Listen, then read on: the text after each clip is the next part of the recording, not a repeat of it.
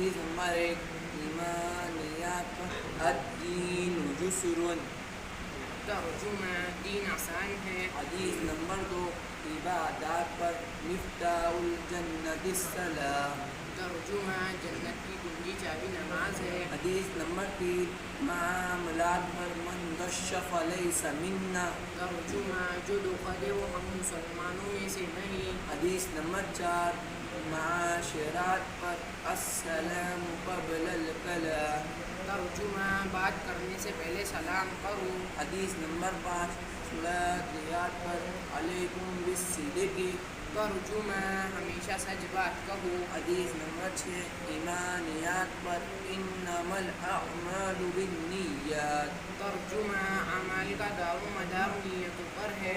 حدیث نمبر 7 عبادات پر الطہور شطر الایمان، ترجمہ پاکیزہ ایمان ہے۔ حدیث نمبر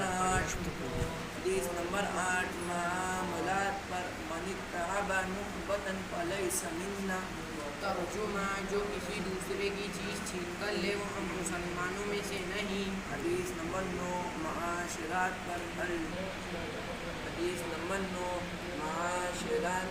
الجنت تحت اقدام الامہات، ترجمہ جنت ماؤں کے قدموں کے نیچے ہے۔ حدیث نمبر 10 اخلاقیات پر اجتنبوا الغضب، ترجمہ غصے سے بچو۔